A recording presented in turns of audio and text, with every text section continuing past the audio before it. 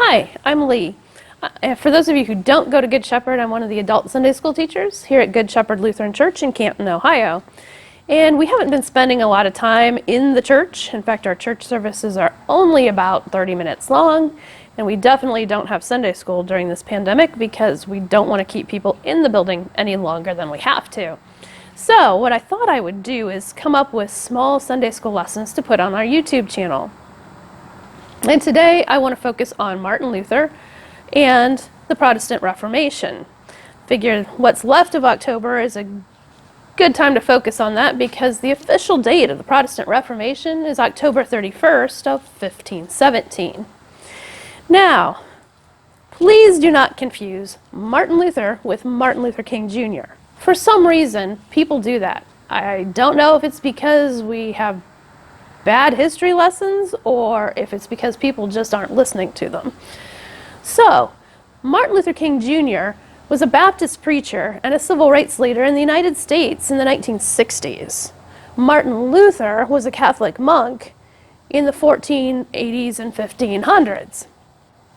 So Luther was born in Eisleben, Germany on November 10th of 1483, and his family moved to Mansfeld in 1484. Luther was the oldest of 7 children, and he was born to peasant parents, which is debatable, just because they were probably more middle class than anything. Luther's father was a leaseholder on copper mines and smelters, and he became one of the town councilors of Mansfeld in 1492. Luther, throughout his younger years, attended several Latin schools, and at the age of 17 entered the University of Erfurt, which at the time was one of the most distinguished universities in Germany. And he was classified as inhabendo, which means ineligible for financial aid. So saying he was peasant probably was incorrect. In 1501, he earned his baccalaureate degree and then his master's degree in 1505 in liberal arts.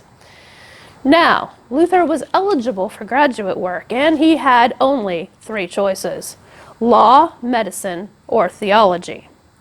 Luther chose law, at the strong encouragement of his father, who wanted him to work in his mining business.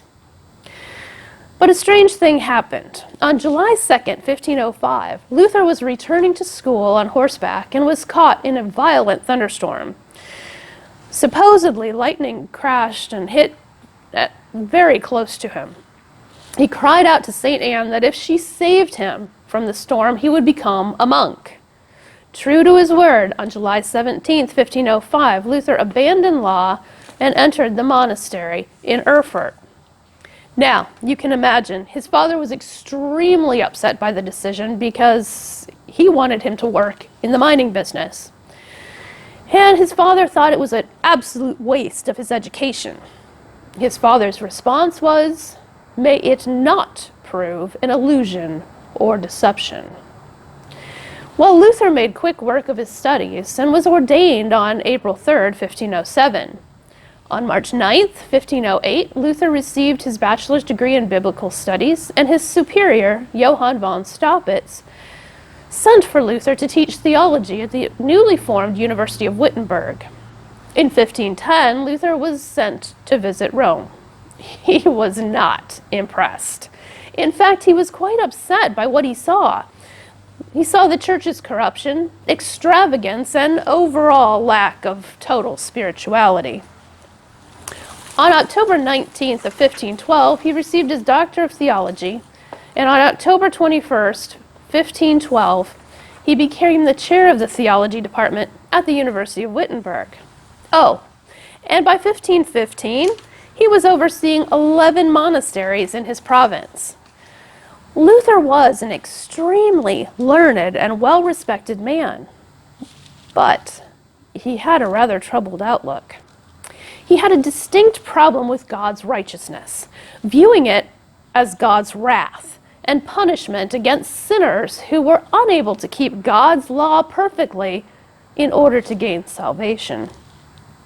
In fact, Luther would obsessively devote himself to fasting, long hours spent in prayer, and frequent confession to the absolute dismay of his superiors. He would often feel better after confessing and discussing his ideas with superiors, but his improved attitude never lasted long. Luther once said, "I hated the word righteousness of God because, in accordance with the usage and custom of the doctors, I had been taught to understand it philosophically. As they put it, the formal or active righteousness according to which God is righteous and punishes sinners and the unjust. As a monk, I led an irreproachable life. Nevertheless, I felt that I was a sinner before God. My conscience was restless, and I could not depend on God being propitiated by my satisfactions. Not only did I not love, but I actually hated the righteous God who punishes sinners." Now, by this point, Luther is regularly teaching courses on various books of the Bible, including Psalms and Romans. While studying the book of Romans, he ran across a verse that would change his life. Romans 1:17. "For therein is the righteousness of God is revealed from faith to faith. As it is written, the just shall live by faith." It was from that verse that Luther's breakthrough came. He realized that God's righteousness was a gift freely given through Christ, and that salvation was God's gift alone through faith in Christ, and not at all dependent on human merit, human works, or human behavior. Luther's troubled spirit was finally gone, at least from the faith side of things. But he was still troubled by the teachings of the church because what he had just learned from Romans was not at all what the church at the time was teaching. So what did Luther do that was so bad that eventually landed him the title of heretic? Well, we will find out in the next lesson. In the meantime, if you have questions or a brief topic that you would eventually like covered in this Sunday School Bites, feel free to put them in the comment section below, and we'll try to get them as quickly as possible. Until then, thanks for watching.